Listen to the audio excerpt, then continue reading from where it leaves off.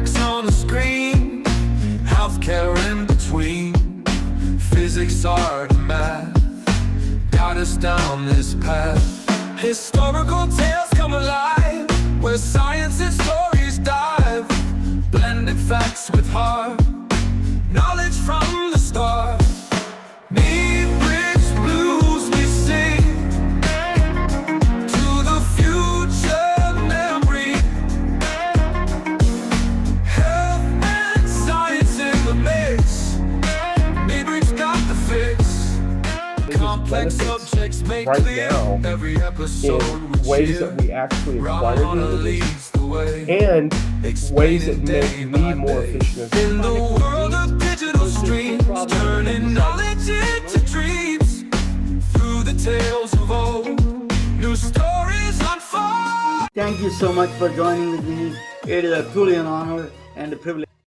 MedBits Webcast is a new kind of healthcare media channel to break the silo mentality and foster interdisciplinary thinking. Our mission is to fill that gap and to create a curiosity through different lenses, tapping the passion that guided the historical figures in medicine and bringing present-day groundbreaking research to the front lines. We interview physicians and leaders in the industry about present-day healthcare challenges on our live programming.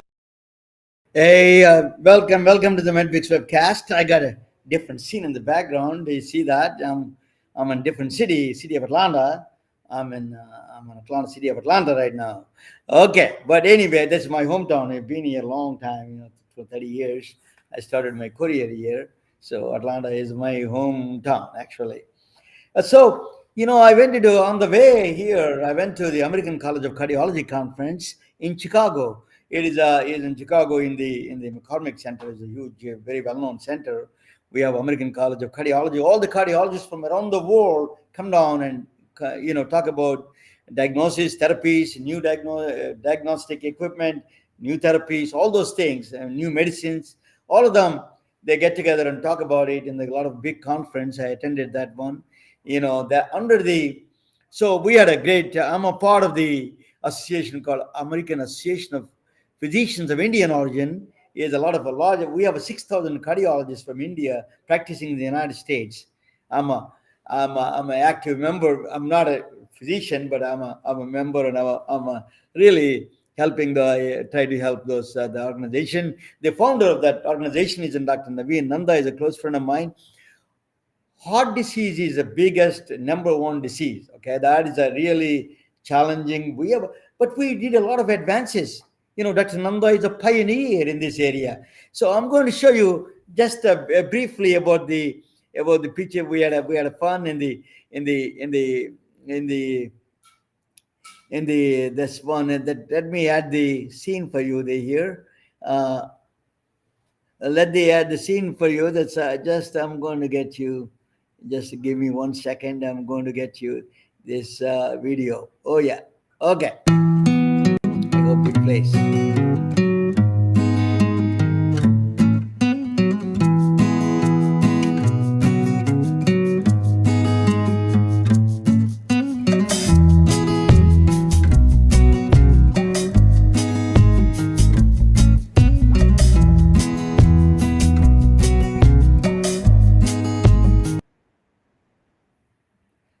Okay, that's good. That is let me take it out, then let me come back. Okay, so that was a place in Chicago. We had a great time and fun. I'm going to talk about more. I interviewed the doctors and founders. So heart disease is number one, but the second biggest disease is that mysterious stills. Heart, we made a lot of advances in heart disease. We really understood a lot about heart disease, a lot more.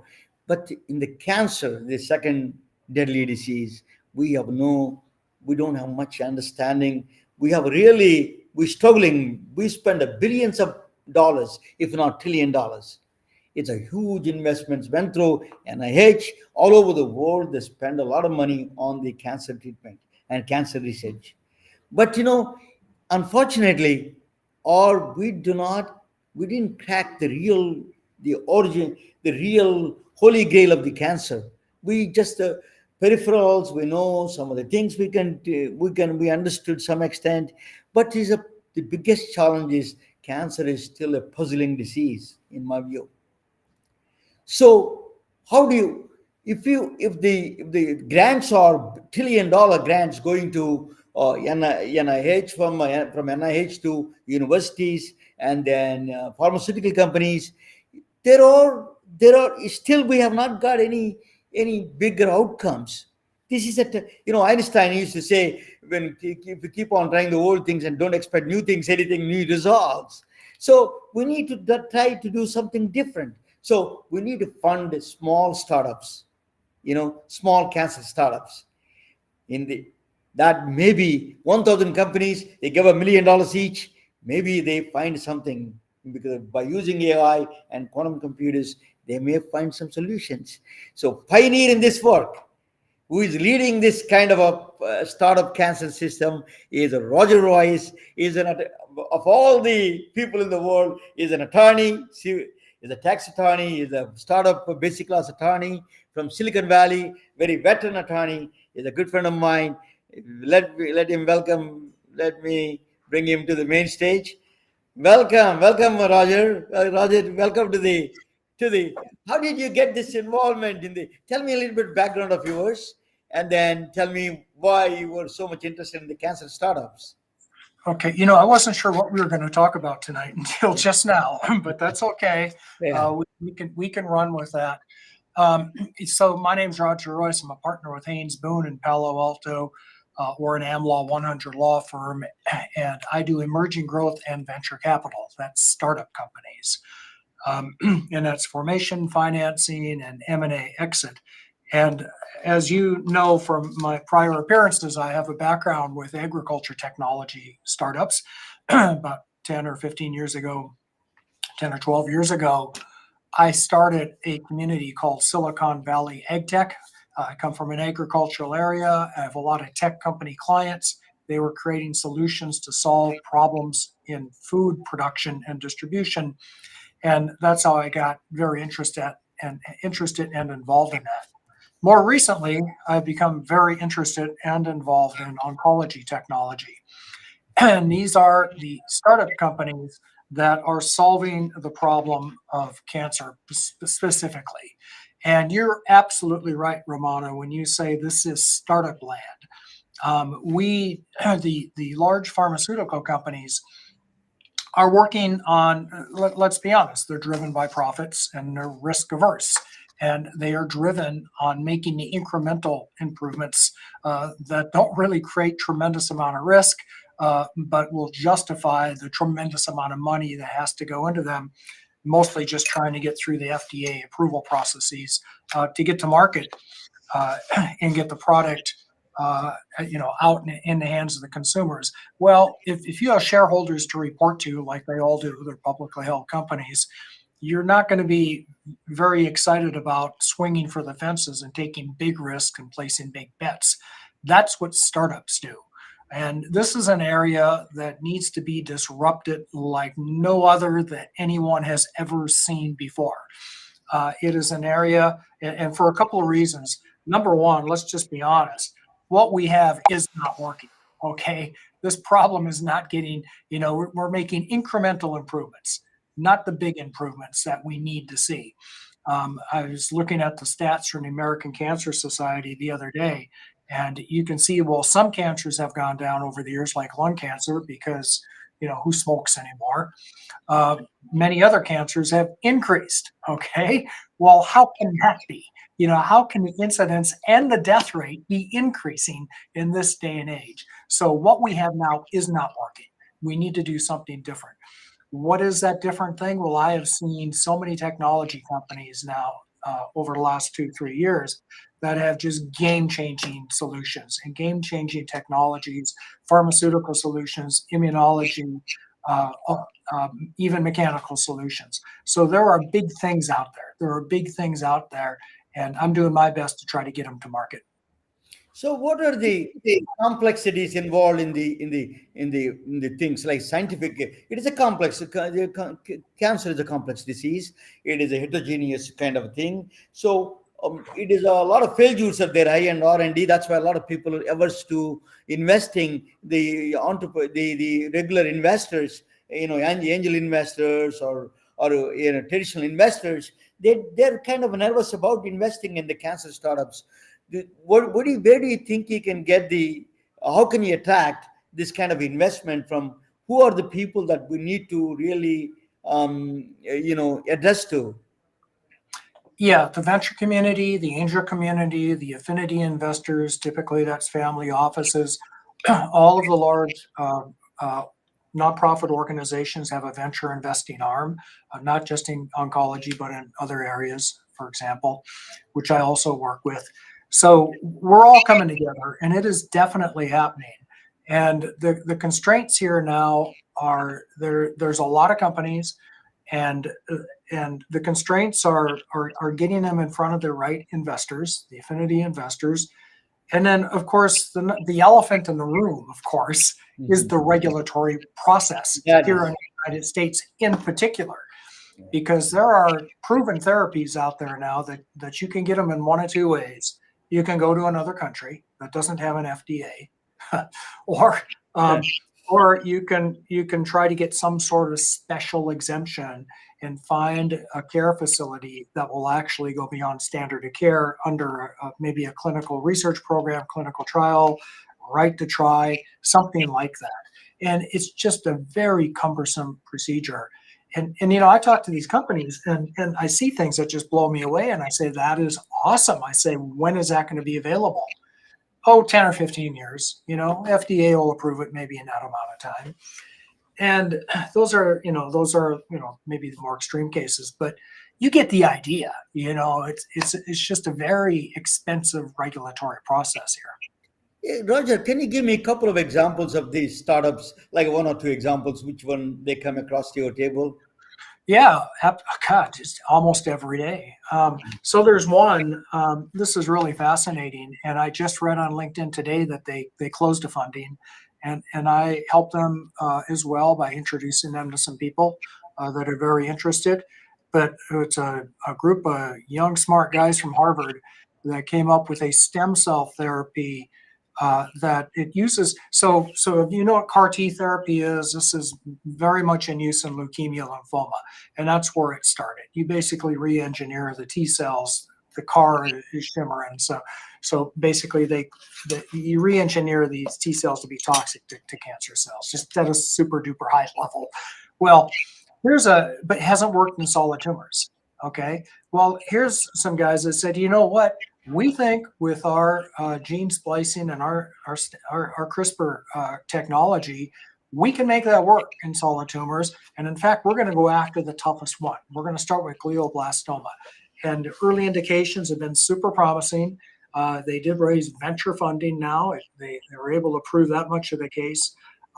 It's very exciting stuff, because if they crack that nut, that's a whole new world of therapies. And that's one of a million. I could go on for a long time about stuff I see that I get very excited about. Now we have to temper that excitement, because we've all been there before. We've seen, that magic pill that works super great on mice and then works on, tissue, outside in a test tube, and then it just doesn't work, in real life people. So, but I'm feeling good about that one in particular. We have no other option, because people are getting older, and the cancer is the biggest threat to the humanity itself. Even India and those countries we never saw seeing cancers are growing a big time. So we have to really address this problem. Otherwise, it's a health catastrophe in making. In fact, that is. So I think governments all over the world should put some money for these startups and allocate some money rather than ignoring them. That's what my feeling is. But let us talk about a little bit of. I came from agricultural state, in India. I grew up in agriculture.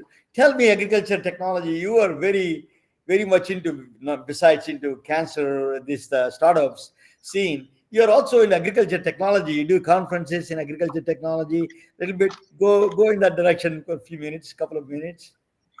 I'm going to do that, but before I do, I want to say one last thing about this topic, because you just said something really interesting about the funding. Funding for cancer research is really under attack right now, federal funding anyway. And I think that fundamental research is absolutely essential in this field. Like I say, this is swing for the fences type stuff. We have to have game-changing stuff. We have to think about this in a different way. And it's pretty hard to find companies outside the startup space that are really able to do that. That's the function of government. It is one of the legitimate roles of government, is to fund things that private industry really cannot. It's not set up to do that. Specifically, there's a pancreatic cancer research program at the Department of Defense, which it's under what they call the Congressionally Directed Medical Research Program. And in a recently passed continuing resolution in Congress and now through the Senate, and now it's law. Bottom line is pancreatic cancer research has zero federal funding under this Department of Defense program. Last year it had $15 million. This year it has zero. That's the wrong direction. We should not be going to zero. We shouldn't be going negative. We should be increasing the funding, because I'll tell you something, that particular cancer is increasing at a rate of about 1-2% per year, every year. So, when you've got a fire burning, a fire raging, you don't all of a sudden decide you're going to cut back on fire extinguishers, right? If anything, you're going to kind of build a few more of them. And this is the total lunacy that I think we've got going on in funding of cancer research right now. Okay, and I will get off my. Let us talk about Let me talk about a little bit about that. Continuing a little bit about that. Let me ask you about the artificial intelligence, the role of artificial intelligence and quantum computers in the advancing the diagnosis and therapies in the cancer side. What do you think, as an attorney? What do you think you see the startups using the AI? You think there is a lot of good future ahead? I think the funding is, what do you think the funding can help in this direction for the AI companies? Absolutely. And there's so many companies that are trying to solve what in other businesses are pretty basic problems, but in the medical business have not been solved yet. And we all know the big one, of course, is interoperability, the records, right?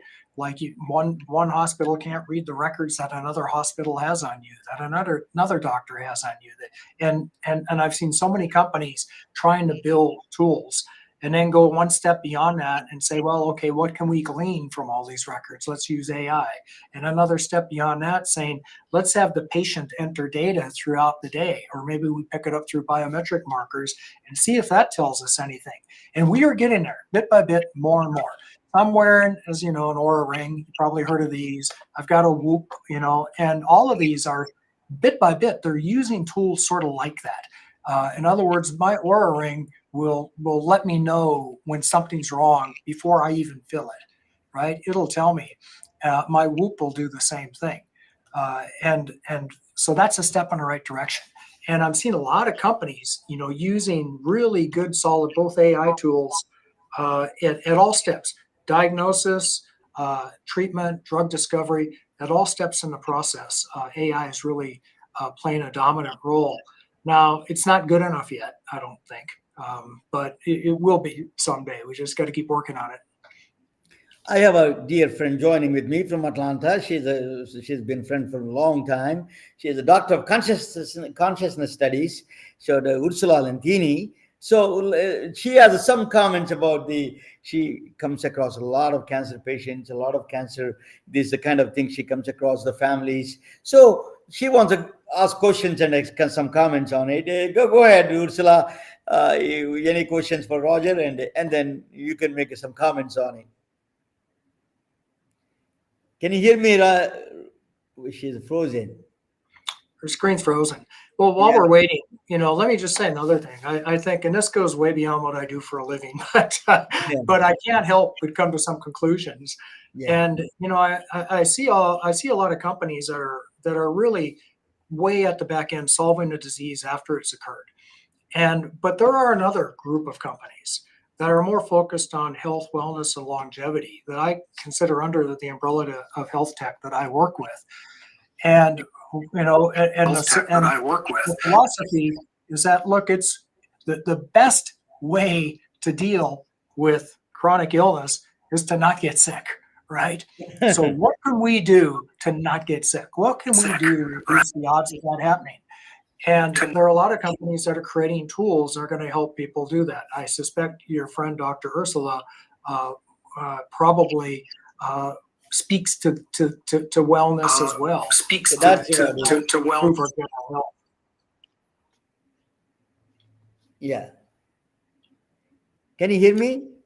I can hear you fine. Okay, go ahead. I think she's having some problem with the technology. Go ahead. You just keep talking. You know. Well, hey, that's a dangerous thing to say to a lawyer. We'll be here all night. Well, jump in when you want. I want to talk more about some of the cancer tech, Yeah. oncology tech. I am into this. You know, in India there is a state called Punjab. You know, because they're exposed to the lot of agricultural pesticides. There's a huge burst of huge cancer systems came out, and then there is a train full of these cancer patients go from one state to other state for the cancer treatment. This train is full of cancer patients across the India. They go. It is a really horrible scene to see. You know, this is kind of what is causing the food. You know, they let me bring Ursula. Has a lot of comments about it. Ursula, are you there? I don't know where is she. She's. I'm here now. I'm on my phone. As soon as I came on, I was there, and then anyway, Yeah. Mr. Royce, I'm so glad that we're not alone, because I've been in the space of alternative medicine, and we're shouting and screaming from the rooftops. But doctors who come up with cures disappear. They're shut down, they're threatened, they have to go under the radar, and they're afraid to tell that they've discovered a cure for cancer. It's happened for decades, and you're absolutely right. You already know, if we can get rid of the things that cause cancer, then we're going to be really fighting the system.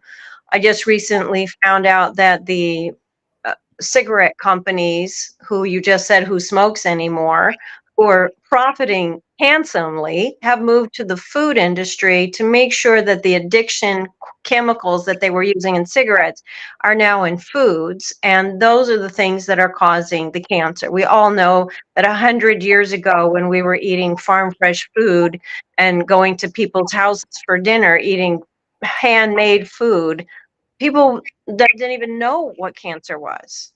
So we can point to the food and say yes, and the carcinogens in the food compared to the European countries that don't even allow our garbage in their food is obviously the cause.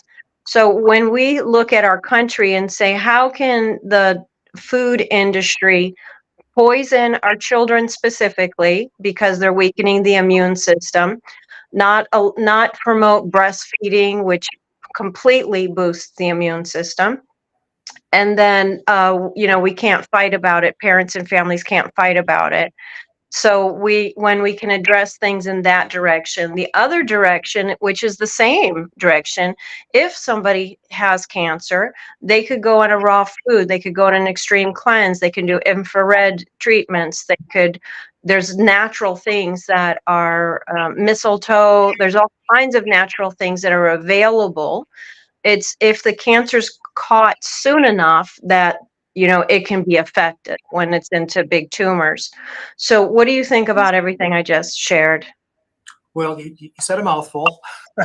So the one thing, so let's take a few of your points, because you really did say a lot there. So number one, the environmental stuff. I mean, speaking of AI, I've been sitting here forever now on AI because it'll just occur to me that's the cause of cancer, and I type into AI, show me the trend in first, like high fructose corn syrup and cancer. Almost, but we can't just pin it on that because that's actually gone down the last 20 years. Okay, how about sugar? No, not quite a perfect correlation. Obesity is a pretty close correlation. But what is the one? Is it microplastics? Is it the antibiotics? Is it the hormones in the meat? What the heck is it? Something's causing this. And you may be right. It might be highly processed foods. And it's interesting that you use that example because there's been a lawsuit filed against all of the big food companies now using the exact same legal theories that were used against the tobacco companies 20 years ago when they all start getting sued uh, for, for putting dangerous products into the market. And you can see that really changed the tobacco industry and it changed public's perception of them and how we work. And that whole kind of thing is happening now with food companies. Same claims. And the plaintiff is a fellow. In fact, I think he's from your neck of the woods there, who's a type 2 diabetic. And he said, "Look, you guys turned me into a diabetic." He says, "You knew this was going to happen, and you marketed this to me." And we haven't even talked about what they do to the children. This is an adult saying, you should have known, you should have warned me, you should have let me do this. So we'll see how that case turns out. But you can see that there definitely is a focus, a bullseye on food. Now, I don't want to say that's the one cause because like cancer is a complex set of diseases. It's like you said, Ramona, it's heterogeneous. But I will say that I have an app for that. I have an app that tracks my carbs every day, and I think you'd have to be awfully reckless these days if you're on a processed carb diet or on a high sugar diet anymore. And again, there's technologies that are out there now that will help you monitor that. There are blood sugar monitors, glucose monitors, that will help you monitor that and let you know what you can eat and what you can't eat. So again, I'm always like an optimist and a big believer in tech. And I think what we're going to find out, Dr. Ursula, is that there's a lot of contributors. I just listened to a podcast, and I think you're right. I think our food system is probably the number one biggest thing. But I don't think we can discount microplastics, mold, lots of other stuff, chemicals. And there's a growing body of evidence now that the coronavirus is itself an oncovirus, a weak oncovirus, kind of like HPV and hepatitis and some of the others. And we'll see, we'll see. But Mhm. Roger, that you're involved with the agriculture technology, right? So what Yeah. is agriculture technology can help in this direction to really Oh, simplify the process? there's absolutely overlap. I know where you're going with this. The Uh-huh. carrot and my family was in the produce business, right? So the carrot that my parents would sell 50 years ago, it's not the same carrot you're buying in a store today, right? It doesn't have the same nutritional value. And well, why is that? And that's a soil health issue. And for the last 10 years, I've been looking at companies focused on the problem of soil health and maybe hydroponic or aquaponic, which is the latest big thing, but not so late, but it's a big thing. But there are natural, take the pesticides, the chemicals out of the ground and start using more natural types of pesticides. So that I think that's part of it. I think it's just the quality of our food has just changed so much over the years. Ursula, that the thing is that Roger is a very active in the cancer startup scene. I didn't know whether you're watching that. Yes, The- I'm listening. yeah. So I think what do you think of the mental health play a role in the dealing with this kind of a complex disease? Yeah. Well, again, this is not a couple things. Number one, there are a lot of startups aimed at that too, right? that have apps that will try to help you with mindfulness and meditation and measure your mood and track different things. And so as part of my involvement in the community, I have occasion to talk to a lot of cancer patients. And in fact, just today, sadly, I just returned from a funeral of a good friend of mine named Lynn Williams, who died from breast cancer after she fought it for a good 7 years. But eventually, as Norm Macdonald would say, they fought it to a draw, I guess. So that's unfortunate. But I've talked to a lot of cancer patients. And I find that and I'm looking for that magic bullet. Like, what is it that gives you such a better outcome than somebody else? And I haven't been able to find any magic pill, but what I did find that's kind of common among the people who survive the longest is a good mental outlook and a good mental attitude. And I am the least superstitious person you will ever meet in your life, but I've come to believe that mental state has a tremendous amount to do with this. Yeah, let Ursula comment before that. I just want to make one comment. Your daughter gave you J. Krishnamurti's book, and Yes. she asked me about that. I'm glad she gave you that book. And J. Krishnamurti wrote that book. He's from my home state, and he is a very pioneer in the spiritual master, the philosopher. He was working with the quantum physicist David Bohm. He's really interesting. So go ahead, Virusula. You have a lot of experience in dealing with this cancer patients with the mental health. Just make a comment or any question. Both. Yeah, so in my metaphysical movement, that we have targeted resentment as one of the primary emotional states that are cancer causing. So when people come in, they come to me to do the subconscious healing, and we go through. And there's a lot of grievance in the past and all of that. Each organ would also represent different fear and anxiety and stress and grief. So depending on the organ and the relationship to the emotional state is where we address things. And I've helped cancer patients turn around from the emotional components that are cancer causing. But if, let's just say, stress. So the American Medical Association has admitted that stress is a very big cause of all diseases because, again, our immune system is very low because of stress.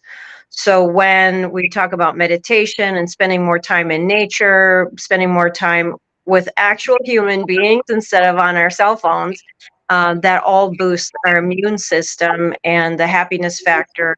When we have something to live for, then people really want to fight. So sometimes people are like, well, I'm sick and, who cares? And then, of course, they're on their way out. When cancer patients come to me and they say, this is not going to beat me. I need to stay alive. I'm a mother. I'm important. Those are the people who survive. Yeah, absolutely. Stress is so underappreciated as a causative factor. And we have to be able to deal with stress. What I found though is different people have different strategies for that, and different things work differently for different people. I think it's hard to say there's a one size fit all, and I'll just leave it at that. But I'm with stress. Let me ask you a question, both of you. That you're trying to say that is an individual thing. Stress is a response to. But what about the systemic stress? Society is giving a lot of stress. Governments are giving stress. The financial systems, all those are putting so much stress on people. What do you think? How can we do there's a bigger wash and boiling changes we can do with this kind of a stress systems? Roger, you're in the policy making a little bit. Tell us. No, that's way beyond my pay grade. Life is stressful. I don't think, to your point, I don't think we're going to change. We're not going to remove all the environmental stress. I just don't think that's possible. But what we can do is we can change how we react to it, right? So you mentioned my daughter and I, debated J. Krishnamurti for a long time. But we also debated, Frankl and man's search for meaning. And one of his fundamental premises is that, look, you can't control what happens to you, maybe, but you can control how you react to it, right? You can control how you let it affect you. And his example is from the concentration camps in Germany. But I've always been very drawn to that sort of existential psychology philosophy, because it goes right to the heart of the big killer, which is stress. Now, for a materialist like me, what that means is the stress causes a cortisol reaction, which triggers adrenaline, which raises your blood sugar, which creates IGF growth factor, which tells the cancer cell, oh, you need to grow. You're in an environment where you should grow. That, to me, the pathway is right along those lines. There might be something else to it that I can't see, but that's clear. That we absolutely can see, in a lab under a microscope. Let's And talk if about you go, hold on, so if you go to the same lab and say, what is the chemical response to a 20-second hug? What kind of serotonin, dopamine, immune boosting system happens when we spend 20 minutes outside in the sun? When we sit on the ground and just relax, what happens to our physical body? So in this stress, outside stress world, we have to inner resource now. So what's making us happy? What is filling up our cup? So when when the day comes along and takes from us, that we have something left at the end of the day. So each person, like you were saying, needs to find their own thing of happiness. Is it music? Is it dance? Is it other people? Is it relationship? Is it a little more sleep than 5 hours? Is it finding, farm fresh food? Is it fasting? Is it spending time in nature over the weekends? So it's very, very simple because we've survived for thousands of years pre-technology and lived pretty healthily. But when we have this new disease that goes along with the cancer, the all the inventions, we have to see, well, okay, if it wasn't there, let's go back to the simple things in life that really are meaningful. I've done a lot of hospice work, and the number one problem around dying is regret. So if we can create a regret-free lifestyle, then that would probably help with our immune system. But Yeah, that's let me ask the Roger to change his little hat, different hat, to put a startup attorney hat. Attorney, he is a very well known attorney from Silicon Valley. He does advise a lot of startup. He wrote a book called 10,000 Startups. Author of the book. So tell us a little bit about the book, and then let us talk about the startup. What is the investments? Because a lot of my audience are doctors, so that is give me some what are they can invest and how they can invest, and then what are the tax benefits or all those things very well. So give us a little bit background about your different hat kind of a thing. yeah. So shifting gears. So 10,000 Startups. It's actually my second book on startup law. Is just basically kind of like we're sitting here talking about health so that people can take control of their own health and self-educate and understand what they should stay away from and maybe what they should do more exercise, more outside maybe, and less alcohol and sugar. My book on startup law is a lot like that. I think startup entrepreneurs, they should have an idea of what they're getting into and not rely 100% on their lawyer to make all their decisions for them, because it's going to turn out a lot better for them if they have a much clearer roadmap. And the book is really written for a way for the startup entrepreneur to understand the legal system that they're stepping into, both the opportunities and the pitfalls. So let me bring that your maybe that I wanted to bring that presentation maybe that you did the. Let me bring that one. Well, it's all tax. I mean, if you wanted to talk a little bit about, I think you mentioned earlier, you asked me about what do we expect to see in the tax world, and I did put together a few slides on that. If you'd like me to talk about that, I will. I don't know your audience. We were I having did such get a it. lively discussion about health and and immune systems. But whatever you like. What is a Dead on Arrival book? I didn't know that you wrote this book. Go Yeah, ahead. that was the first book. I wrote that 15 years ago or so, and it's a book about all the mistakes that I've seen startup companies make over the last 40 years. And it was, after writing that, somebody occurred to me and says, well, why don't you tell us, instead of telling us what not to do, why don't you tell us what we should do? So Dead on Arrival is about the companies that made big mistakes and failed when they should have been successful. 10,000 Startups about all the companies where you didn't hear about their big splashy mistakes because they did things right and they quietly avoided problems and went on to become successful. Yeah, that is that's a very well-known book. A lot of people know about this book. So, Well, I do. so tell us the expired provisions. What is this Well, question? So anyway, we've got we've got big changes underway in government on so many different levels, as you know, but one of them is going to be our tax system. And we have a set of tax provisions that were enacted in 2017 that were set to expire in the next couple of years. Some of them expired in 2024. And the reason being, it has to do with the way tax bills get passed and how they score them and figure out the revenue impact. So they sunset after 10 years, typically, a lot of provisions.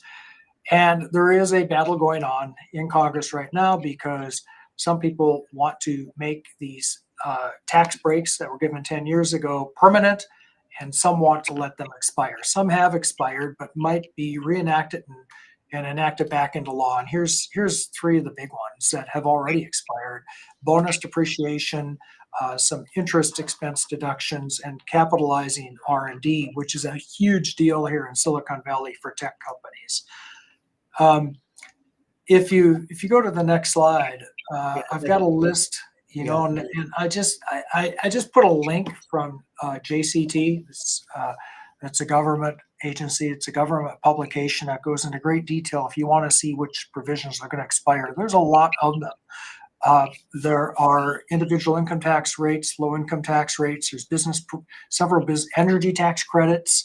One that you might be interested in is a medical expense deduction could go back to 10% up from the current. In other words, people can deduct medical expenses in excess of 7.5% of their adjusted gross income. That's set to go back to 10. And then there's some other temporary provisions. Now, I don't think we need to spend a lot of time on this. If you go to the next slide, what we ought to be thinking about is the big, beautiful tax bill that is going to be coming along. And it proposes to expand and continue tax cuts, big tax cuts, both at the individual and corporate level. But they're going to pay for that through spending cuts.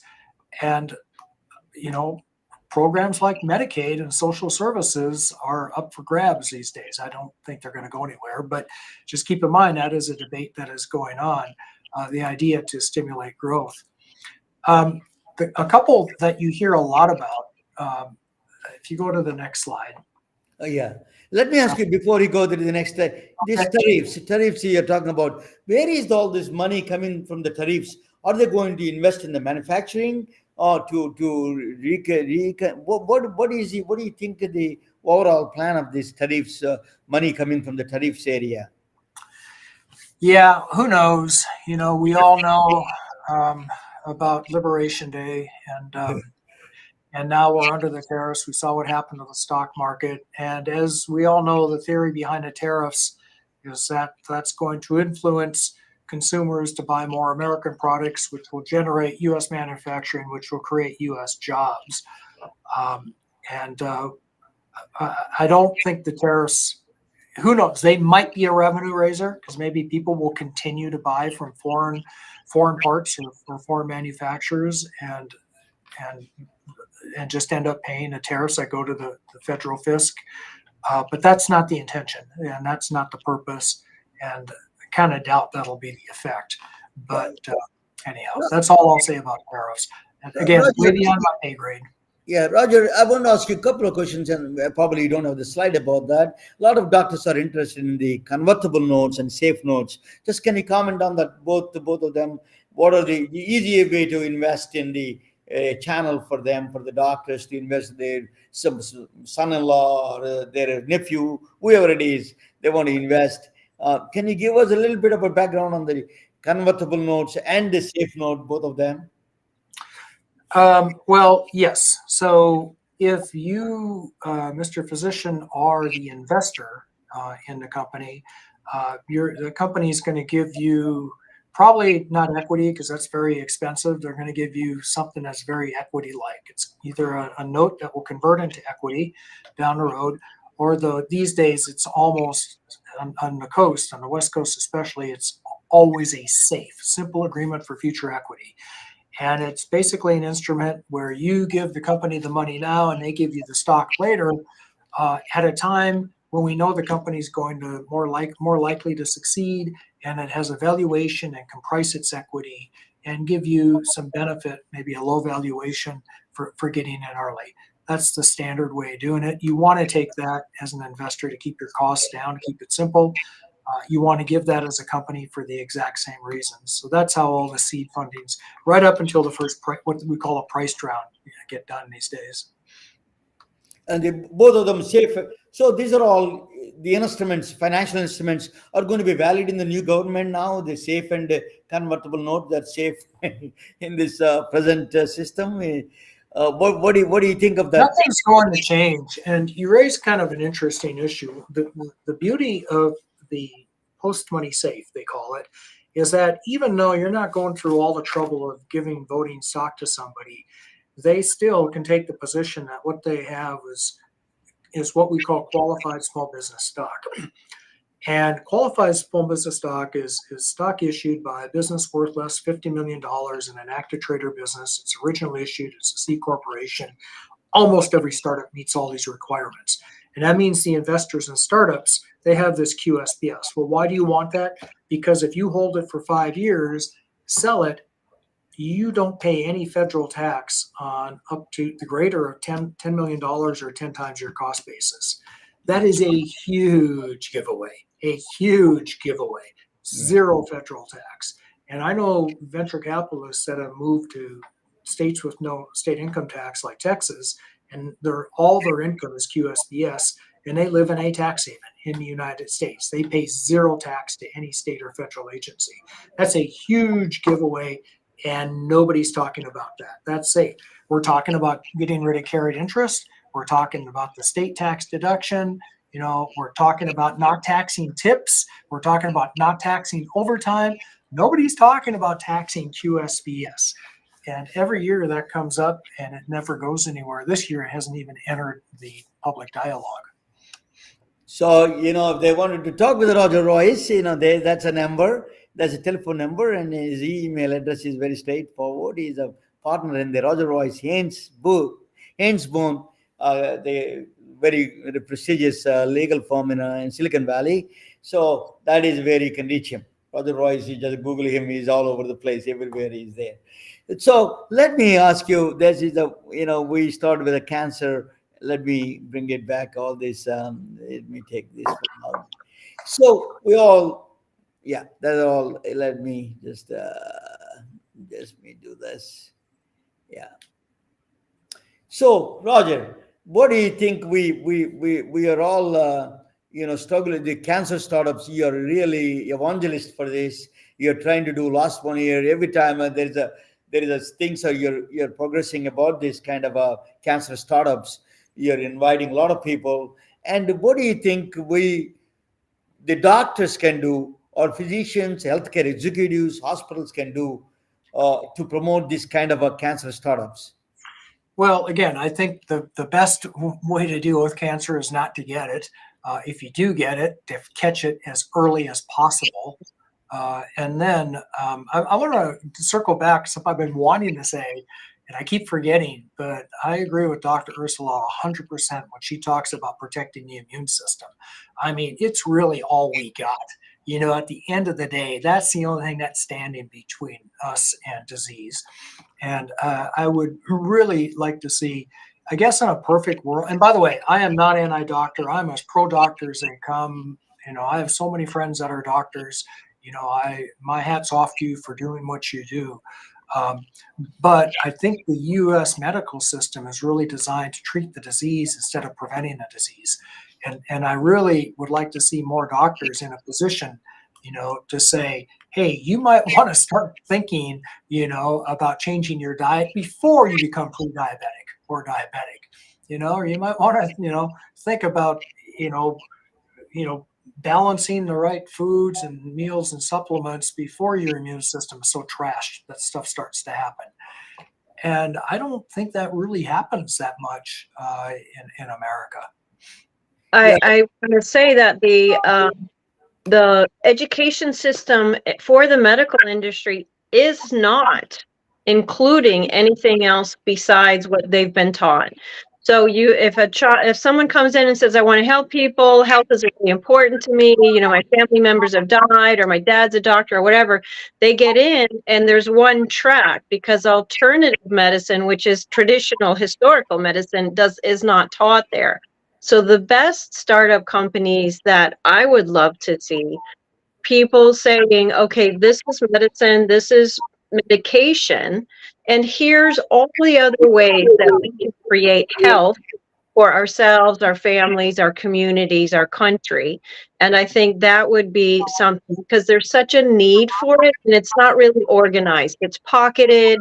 If you're diabetic here, if your propensity for that because of your culture is there, I think startup companies who have an organized system that says, here's what to do, here's the supplements to take, here's the lifestyle, here's the apps to keep you on track, here's how we can support you. I think people have a starving need for that, because the medical industry can't help that. And many doctors are looking for that. They're not being trained in that, but after their training, their formal training, they're getting other training to help their patients. I would be very happy to see a lot of startup companies helping the health system. I wanted to add that to you, Ursula. A lot of doctors, oncologists particularly, taking the lifestyle medicine now. Their board certifications are just starting to do the lifestyle medicine. So they understood there is a lifestyle is involved in this cancer. A lot of oncologists actually doing the lifestyle medicine boards actually. But I think what is Roger is doing is really remarkable. That's we need a lawyer to do the really startups for the cancer, because we tried everything. We tried all the other methods, didn't work. So we need a really evangelist, and he's a firm believer in the startups.